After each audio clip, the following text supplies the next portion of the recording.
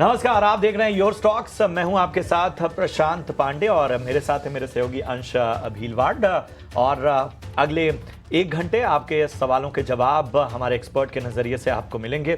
शुरुआती आधे घंटे योर स्टॉक्स में और उसके बाद शेयर बाजार सबका अधिकार में। जी हाँ, ये आपका शो है तो फटाफट अपने सवाल हम तक पहुंचाइए। सबसे पहले मैं वो तौर तरीके बता देता हूं जिसके जरिए आप अपने सवाल हम तक पहुंचा सकते हैं। तो आप स्क्रीन के एक हिस्से में देख पा रहे होंगे वो जरिया जिसके जरिए आप हमसे जुड़ सकते हैं।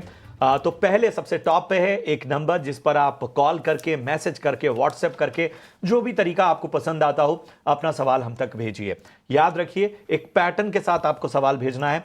पहले अपना और अपने शहर का नाम, उसके बाद जिस स्टॉक पे आपका सवाल है, स्टॉक की संख्या क्या है, किस भाव पे लिया है और नजरिया क्या है, शॉर्ट टर्म या लॉन्ग टर्म, ये जरूर बताइए। इनमें से कोई भी जानकारी अगर मिसिंग होगी तो हम आपके सवालों को नहीं ले पाएंगे, इसलिए जानकारी स्पष्ट दीजिए। यही तरीका आपको सोशल मीडिया पे भी अपनाना है, ट्विटर, फेसबुक, इंस्टाग्राम, जहां पर भी आप एक्टिव हो वहां पर भी आप अपने सवाल पोस्ट कीजिए। वैसे एक बेहद आसान और कारगर तरीका मैं बता देता हूं।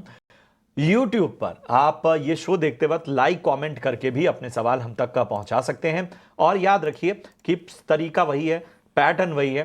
तो तमाम सवाल जो YouTube पर भी आप पोस्ट करते हैं, उन सवालों को भी हम शामिल करते हैं अपनी चर्चा में इस पूरे कार्यक्रम के दौरान। चलिए जरा बाजार पर एक निगाह इस वक्त डाल लेते हैं। तो आप देखिए, निफ्टी लगभग 200 अंकों की गिरावट यहां साफ तौर पर नजर आ रही है। 25,950 के पास इस वक्त निफ्टी 200 अंकों से ज्यादा की गिरावट यहां पर साफ तौर पर हम देख पा रहे हैं। सेंसेक्स में देखिए लगभग 750 अंकों की गिरावट देख पा रहे हैं, 84,850 के पास इस वक्त सेंसेक्स। और बैंक निफ्टी में 600 अंकों से ज्यादा की गिरावट नजर आ रही है, 25,220 के पास इस वक्त बैंक निफ्टी। आज अगर हम निफ्टी 50 गेनर्स की बात करें तो यहां जीएसडब्ल्यू स्टील 2.25% ऊपर। आज मेटल में जो पूरा एक्शन है उसका असर आप देखिए, टाटा स्टील लगभग 1.5% ऊपर, हिंडाल्को यहां पर देखिए लगभग 1.5% की तेजी यहां पर नजर आ रही है। इसके अलावा एलटीआई माइंड ट्री लगभग 0.25% की तेजी यहां पर भी नजर आ रही है। एशियन पेंट्स, अडानी एंटरप्राइजेज, इन सभी में 1% की तेजी हम देख पा रहे हैं। दबाव जो है वो जाहिर सी बात है, ऑटो पॉकेट में देखिए हीरो मोटो लगभग 3.25% गिरा हुआ है। इसके अलावा बजाज ऑटो भी यहां पर 2% से ज्यादा की गिरावट है। एमएनएम भी 1.5% नीचे है। इसके अलावा बैंकिंग पॉकेट से एक्सिस बैंक देखिए 2.25% की गिरावट यहां पर। इसके साथ ही आईसीआईसीआई बैंक भी यहां पर 1.5% गिरा हुआ है। और बात करें अगर हम बाकी स्टॉक्स की तो देखिए टेक महिंद्रा, टाटा मोटर्स जैसे स्टॉक्स पे भी दबाव साफ तौर पर नजर आता हुआ। एडवांस डिक्लाइन जो पिक्चर है वो खास अच्छी नहीं है। 847 शेयर फिलहाल ऐसे हैं जो कि हरे निशान में कारोबार कर रहे हैं और डिक्लाइंस का जो रेशियो है वो बहुत ज्यादा है। 1678 शेयर ऐसे हैं जो कि आज दबाव उन पर नजर आ रहा है। तो बाजार आज मुनाफा वसूली के मूड में साफ तौर पर नजर आता हुआ।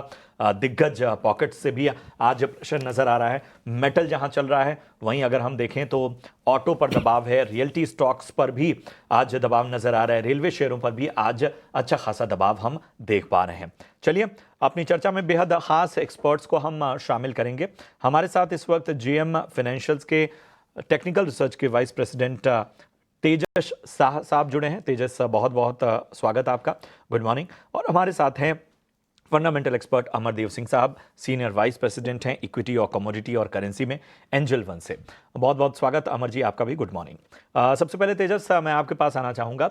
आमतौर पे जिस तरह की हमने रैली देखी थी उसमें अक्सर अगर दबाव भी होता था तो हम ये देखते थे कि अगर इंडेक्स पर प्रेशर है तो कम से कम स्टॉक स्पेसिफिक एक्शन नजर आता था। लेकिन हफ्ते के पहले कारोबारी दिन और आज हम देख रहे हैं कि न तो स्टॉक स्पेसिफिक एक्शन बहुत अच्छा है और इंडेक्स पर तो दबाव हमें नजर ही आ रहा है शुरुआत से ही। गुड मॉर्निंग प्रशांत जी और सभी दर्शकों को मेरा नमस्कार। निफ्टी की हम बात करें तो निफ्टी में हमने पिछले 15 दिन में एक 1500 पॉइंट की रैली देखी है। अगर आप 9 सितंबर का लो देखेंगे तो करीबन 24,750 के करीबन था और रिसेंटली जो 27 सितंबर को हाई बना था वो 26,200 277 का था। तो ऑलमोस्ट 1500 पॉइंट की रैली देखी थी हमने ऑलमोस्ट 15 टू 20 वर्किंग डेज में। तो ये जो 2 दिन से हम एक मुनाफा वसूली देख रहे हैं वो एक नॉर्मल करेक्शन है। ओवरऑल चार्ट स्ट्रक्चर अभी भी स्ट्रांग है। स्टॉक अपनी जो निफ्टी जो अपनी 10 दिन और 20 दिन की मूविंग एवरेज है वो होल्ड कर रहा है। 26,000 का एक साइकोलॉजिकल सपोर्ट था जो आज इंट्राडे बेसिस पे ब्रीच हुआ है, लेकिन आज सेकेंड हाफ काफी क्रूशियल रहेगा। और 26,000 के नीचे 25,850 का एक अहम स्तर है। जब तक ये लेवल टूटता नहीं है हमें तो कोई खराबी लग रही है। और ये जो करेक्शन है वो नॉर्मल है और हेल्दी लग रहा है। और बैंक निफ्टी की हम बात करें तो बैंक निफ्टी में भी हमने पिछले 2 दिन से एक 1200 पॉइंट की गिरावट देखी है। लेकिन अगर आप देखिए चार्ट स्ट्रक्चर वाइज तो 52,800 से लेके 53,000 के करीबन काफी अच्छा स्ट्रॉन्ग सपोर्ट है बैंक निफ्टी में। तो मुझे लग रहा है जो हाई रिस्क ट्रेडर है उनको ये गिरावट में एक बार रिस्क लेके बाइंग करनी चाहिए, क्योंकि जब तक ये सपोर्ट जो मैंने बताया निफ्टी में 25,850 और बैंक निफ्टी में 52,800 ये जब तक टूटते नहीं, मुझे लग रहा है कि आज सेकेंड हाफ में रिकवरी आ सकती है निफ्टी और बैंक निफ्टी में। जी बिल्कुल, तो ये थी डिटेल्ड एनालिसिस तेजस जी के तरफ से। इसी के साथ शो को आगे बढ़ाते हैं और हमारे पहले दर्शक के साथ जुड़ जाते हैं। तो हमारे साथ शशिकांत जी जुड़ चुके हैं। शशिकांत जी नमस्कार, बताइए। नमस्कार सर। नमस्कार सर। सर हमने आरबीएल लिया हुआ है ये 630 के भाव में 630 के भाव से, ठीक है। IRFC है ये 194 के हिसाब से। ये लॉन्ग टर्म के लिए हमें रखना है, 2 साल 3 साल, इससे ज्यादा तो नहीं। तो क्या सलाह है आपकी? ठीक है, अमर जी आपके पास आना चाहूँगा। यहाँ पे रेलवे स्टॉक्स देख के बताए RVNL पर इनकी खरीदारी है। यहाँ पर ये कुछ RVNL पे 26 शेयर्स होल्ड कर रहे हैं 630 के भाव से। वहाँ से देखें तो स्टॉक ऑलरेडी कुछ 15-17% नीचे की तरफ आ चुका है। दूसरी इनकी खरीदारी है IRFC पे 50 शेयरों की 194 के भाव से। करंटली स्टॉक 175 के आसपास ट्रेड करता हुआ नजर आ रहा है। तो यहाँ पर भी इन्हें लॉस होता हुआ नजर आ रहा है। फंडामेंटली आप बताएं कि यहाँ पे रेलवे स्टॉक्स में क्या हाल नजर आ रहा है, साथ ही साथ अगर आप कोई स्टॉप लॉस दे सके तो वो भी दे दीजिए। जरूर। तो आरवीएनएल की मैं बात करूं तो देखिए आरवीएनएल जो है ये सब बेसिकली की एग्जैक्ट मोनोपोली है, but they are a significant player in the railway space. चाहे वो न्यू लाइन कन्वर्जन हो, चाहे वो रेलवे इलेक्ट्रिफिकेशन हो, चाहे वो मेजर ब्रिजेस हो। तो ये सब जो प्रोजेक्ट्स हैं और इस टाइप की जो एक्सपर्टीज इनकी है वो तो काफी मतलब इनको हेल्प करेगी over a long period of time. Because India की इंफ्रास्ट्रक्चर की बात करें, चाहे वो रेलवेज हो, पोर्ट्स हो, एयरवेज हो, there is going to be at least a 3 to 5x growth over the next 5 to 10 years. तो in that sense opportunity काफी है, but जो major challenge आता है ऐसे कंपनीज में खास करके वो एग्जीक्यूशन का आता है और ऑल्सो जो फंड मैनेजमेंट का आता है। मतलब how they are able to manage their funds, how they are able to execute the orders, because वो एक चीज है। और यदि मैं कंपनी के रिजल्ट्स की बात करूं तो जो इनका जून का क्वार्टर रहा है उसमें we have seen a significant reduction in overall profitability in terms of sales जो है that is also down significantly for the June quarter as compared to the March quarter. हालांकि यदि मैं थोड़ा सा इसे लॉन्ग टर्म पर्सपेक्टिव से देखूं तो सेल्स ग्रोथ है इसमें अराउंड 10 to 12% का। we've seen some sales growth. Profit growth has been more or less not on the higher side. यदि मैं इसे competitors के हिसाब से देखूं तो इसका यहाँ ये हाईली ओवर प्राइस उस सेंस में दिख रहा है यदि मैं overall average of the industry को लूं। तो कहीं ना कहीं ये जो स्टॉक है ओवरऑल पर्सपेक्टिव से, लॉन्ग टर्म पर्सपेक्टिव से तो जरूर अच्छा रहा है। हालांकि इसमें जिस तरह की रैली हम लोगों ने public sector banks, public sector stocks में देखी है, चाहे वो आरबीएनएल हो, चाहे वो IRFC हो, तो वो सब में एक फिलहाल करेक्शन का मोड दिख रहा है। तो यदि वो लॉन्ग टर्म होल्ड कर सकते हैं तो he can hold on to his position.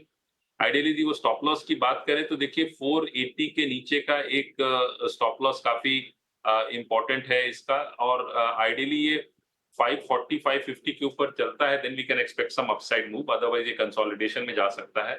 Short term trend और इंटरमीडिएट टर्म ट्रेंड जो है वो नेगेटिव है, long term trend however is positive. दूसरा स्टॉक जो आपने पूछा IRFC, तो यदि मैं IRFC की बात करूं तो यहाँ भी सिमिलर ही पैटर्न है IRFC में। और यदि मैं इसके पहले फंडामेंटल्स पे आता हूं तो फंडामेंटल्स पर्सपेक्टिव से देखूं तो यहाँ भी हम लोगों ने हालांकि सेल्स में एक ग्रोथ देखा है मार्च क्वार्टर से जून क्वार्टर में IRFC में, और प्रॉफिट में हालांकि एक डिक्लाइन हम लोगों ने देखा है, that is marginal decline, but overall company की बात करूं तो again this is a company which is into financing, acquisition and creation of assets जो रेलवेज, इंडियन रेलवेज लीज करती है। तो from that perspective it is quite good. Sales growth भी अच्छा रहा, 18 to 20% रहा है। लेकिन हुआ क्या है कि इन सब स्टॉक्स में बहुत सिग्निफिकेंट रैली हुई है।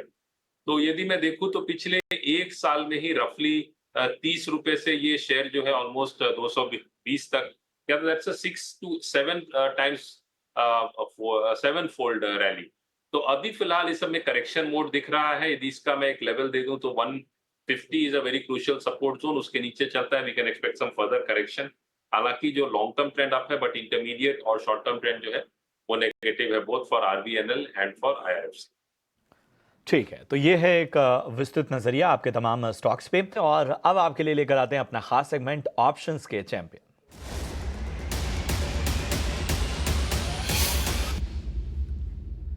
और हमारे साथ आज जुड़ रहे हैं रैली गियर ब्रोकिंग से अजीत मिश्रा जी। अजीत जी गुड मॉर्निंग, प्रशांत बात कर रहा हूं। बताइए इस बाजार में पहले तो व्यू दीजिए कि ये बाजार आपको कैसा लग रहा है, उसके बाद रणनीति भी बताइए। गुड मॉर्निंग प्रशांत। तो प्रशांत देखिए, ग्लोबल क्लूज की वजह से थोड़ा सा प्रॉफिट टेकिंग का बायस जरूर हावी है, और कुछ एक स्टॉक सेक्टर्स जो बेसिकली हैवी वेट्स में जहाँ पे कि एक अच्छी तेजी देखी गई थी, और कुछ जो कि अंडर परफॉर्म कर रहे थे जैसे कि रिलायंस, जहाँ से पार्टिसिपेशन नहीं आ रहा था, जो सभी में ही आपको एक प्रॉफिट टेकिंग का बायस देखने को मिल रहा है। बट बावजूद इसके लगता है मुझे प्रशांत कि ये जो एक हेल्दी प्रॉफिट टेकिंग का एक काफ़ी आपने स्ट्रॉन्ग अप मूव देखा था जब आपने 2550 को 25,500 को ब्रेक किया, 26,300 तक आप गए, तो इस बीच में कुछ खास आपने करेक्शन नहीं देखी थी। तो एक नॉर्मल डिप है मेरे हिसाब से, और बायस पॉजिटिव साइड पे रहेगा जब तक आप 25,800 को आप होल्ड कर रहे हैं। तो एज अ पोजिशनल ट्रेडर्स 25,800 के स्टॉप लॉस के साथ आपको बने रहना चाहिए जब तक कि आप इसके ऊपर क्लोज कर रहे हैं। बट ये स्टॉक स्पेसिफिक थोड़ा सा स्टॉक आपको सिलेक्शन पे ज़्यादा फोकस करना चाहिए। तो उसके मद्देनज़र जैसे कि अभी आप देख रहे हैं कि आईटी फ्राइडे के सेशन में भी एक अपटिक दिखाया था पोस्ट एक्सपेंडिचर गाइडेंस, बट वो सस्टेन नहीं हो पाया और अभी भी थोड़ा सा कंसोलिडेशन का बायस है। But with in the IT pack अगर आप एचसीएल टेक को देखेंगे तो इसमें आपको काफ़ी ज़्यादा स्ट्रेंथ नजर आएगी। ऑलमोस्ट एक महीना हो गया कंसोलिडेशन में, टाइट रेंज में अपने रिकॉर्ड हाइज के पास, और अभी अपने अपर बैंड के पास से ट्रेड कर रहा है। तो विद द आईटी मेजर्स ये आउट परफॉर्म कर रहा है, और एंटिसिपेशन ये है कि जल्दी ही यहाँ से एक ब्रेकआउट देखने को आपको मिल सकता है। तो 1820 वाली कॉल जो इसकी करीब 55 के अराउंड ट्रेड कर रही है, इसको आप लॉन्ग कर सकते हैं 47 के स्टॉप लॉस के साथ 72 तक के टारगेट्स के लिए।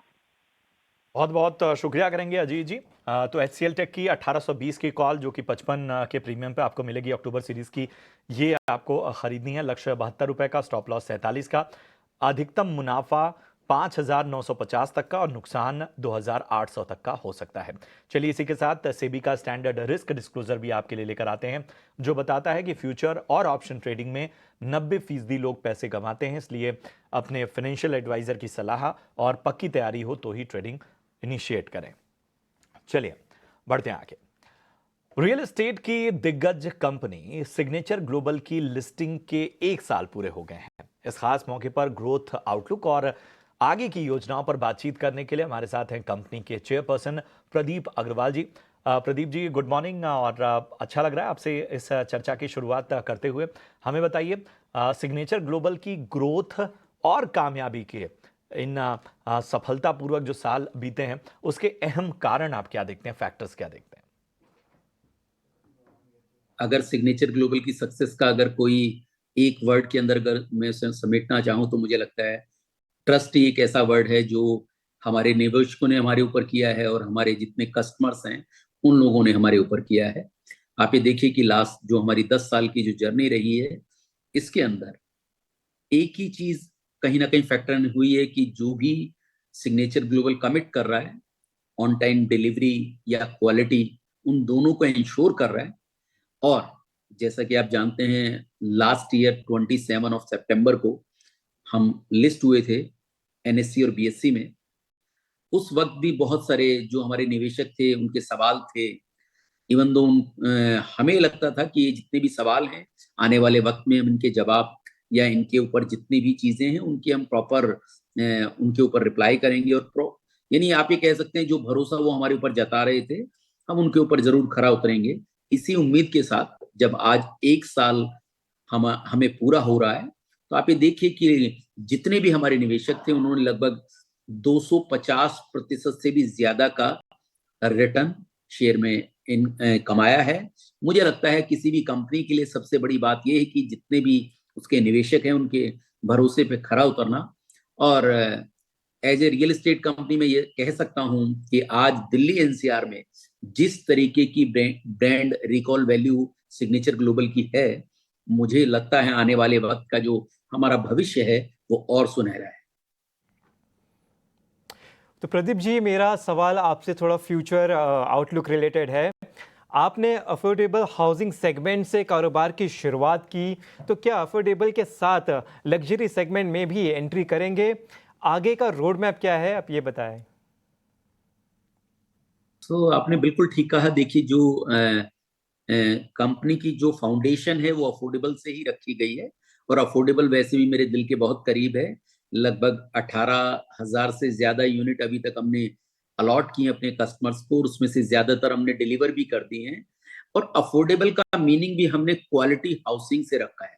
Affordable means price wise affordable जरूर है, लेकिन अगर क्वालिटी वाइज देखें तो मुझे लगता है कि आप जब भी कभी हमारी किसी साइट पर विजिट करेंगे तो आप सरप्राइज होंगे कि कैसे 25 या 30 लाख रुपए में ऐसे घर दिए जा सकते हैं। और उसका एक रीजन है कि जो डेडिकेशन है हमारे कस्टमर के लिए, जो हमारा एक ऑनेस्ट कमिटमेंट है कि यस हम क्वालिटी डिलीवर करेंगे। सेम चीज अब हम जब मिड इनकम हाउसिंग में और प्रीमियम सेगमेंट में इस वक्त हम काफी ज्यादा काम कर रहे हैं। अगर पिछले 2 से 3 साल की बात करूं तो जो मिड इनकम सेगमेंट है उसमें 10,000 से ज्यादा यूनिट अभी तक हमने अलॉट किए अपने कस्टमर्स को, और उसमें से काफी डिलीवर भी की हैं। एंड इसी ईयर, जो कैलेंडर ईयर की मैं बात करूं 2024 की, तो हमारे 2 प्रोजेक्ट, जिसमें एक द्वारका एक्सप्रेस वे पर डीलक्स डीएक्सपी के नाम से जो प्रीमियम सेगमेंट में था, उसको हमने लॉन्च किया। काफी उसका रिस्पॉन्स काफी सुपर रहा। 1,000 से ज्यादा फ्लैट उसमें थे, और आप ये देखिए लगभग 5,000 से ज्यादा जो हमारे कस्टमर्स थे उन्होंने उसके लिए आवेदन किया था। एंड दूसरा जो हमारा प्रोजेक्ट था साउदर्न पेरीफेरी रोड पर टाइटेनियम एसपीआर के नाम से, उसमें लगभग 600 फ्लैट थे, उसका भी रिस्पॉन्स सिमिलर ही रहा है। तो आप ये देखिए कि अगर आप कमिटमेंट के साथ काम करते हैं, अपने जितने कस्टमर्स हैं उनको एक एक चीज ट्रांसपेरेंट डिस्कस करते हैं, मुझे लगता है कस्टमर आपको पसंद करता है। यही एक रीजन है कि जो आने वाला वक्त है, मुझे लगता है कि हमारे लिए मिड इनकम सेगमेंट और प्रीमियम सेगमेंट कहीं ना कहीं कंपनी को नेक्स्ट लेवल ग्रोथ के ऊपर लेकर जाने वाला है। बिल्कुल। और एक चीज़ और समझना चाहेंगे, आपकी बैलेंस शीट पर भी नज़रिया दीजिए, और साथ ही वैसे तो आपने आउटलुक और बाकी प्लानिंग के बारे में बताई, लेकिन आगे अगर कुछ खास योजनाएं हैं तो उस पर भी ज़रा रोशनी डालें। आपने बिल्कुल ठीक कहा। देखिए, अगर आप किसी भी रियल एस्टेट कंपनी की बैलेंस शीट को देखें तो मुझे लगता है उसको देखने के 2-3 तरीके हो सकते हैं, जिसमें एक चीज जो डेट है वो काफी एक ऐसा कंपोनेंट है जिसको हमेशा किसी भी निवेशक को देखना चाहिए। आप ये देखिए कि इस वक्त कंपनी का साइज इतना बड़ा है, उसके बावजूद भी जो हमारा नेट डेट है वो 1,000 करोड़ रुपए से भी कम है। दूसरी बड़ी बात मुझे लगता है, जो एक सिंपली वे में अगर मैं आपके जितने भी दर्शक हैं, जो निवेशक हैं, उनको एक बात कहूं कि आप कंपनी का जो फ्री कैश फ्लो है आप उसको जरूर चेक करें। आप ये देखिए कि इस साल का जो हमने टारगेट दिया है लगभग 6,000 करोड़ की हम कलेक्शन करने वाले हैं, जिसमें हम उम्मीद कर रहे हैं लगभग 2,500 से 2,800 करोड़ रुपए के बीच में हमारा फ्री कैश फ्लो जनरेट होगा। अगर आप देखिए किसी भी कंपनी का जो स्ट्रेंथन होता है वो इसी फ्री कैश फ्लो से होता है, क्योंकि अगर कहीं पे कोई कंपनी थोड़ा स्ट्रगल कर रही है तो उसके पास जो फ्री कैश फ्लो है वो कहीं ना कहीं उस तरीके से जनरेट नहीं होगा। तो एज ए सिग्नेचर ग्लोबल अगर आप उसकी बैलेंस शीट पर जाएं तो मुझे लगता है यस, क्योंकि रियल एस्टेट का अकाउंटिंग मैकेनिज्म ऐसा है कि आपको इमीडिएट उसके ऊपर ऐसा कोई पैट या कोई बहुत बड़ा प्रॉफिट नजर नहीं आता। लेकिन क्योंकि जैसा कि हमने लास्ट ईयर में भी जो FY24 था उसमें लगभग 7,300 करोड़ के प्री सेल्स नंबर किए थे, अगर उसके एम्बेडेड एबिटा की बात करें तो वो लगभग हमने 35% के नियर अबाउट एज्यूम किया है कि हम आराम से कमा लेंगे। और इस साल भी हमने जो गाइडेंस दी है उसमें 16,000 करोड़ के हम लॉन्चेस करने जा रहे हैं, और लगभग 10,000 करोड़ का प्री सेल नंबर हमारा आराम से हम अचीव कर लेंगे कंफर्टेबली। हमने लास्ट क्वार्टर में ही 3,100 करोड़ रुपए ऑलरेडी हम अचीव कर चुके हैं। तो अगर आप इसके एम्बेडेड एबिटा की बात करें तो मुझे लगता है ये 35% के नियर अबाउट होगा। जो किसी भी एक कंपनी की हेल्थ को कहीं ना कहीं शो करता है। बहुत खूब प्रदीप जी, और हमेशा आपसे बातचीत करते हुए अच्छा लगता है। आपको और आपकी पूरी टीम को आपके कारोबार के लिए और आगे की योजनाओं के लिए हमारी ओर से भी ढेर सारी शुभकामनाएं।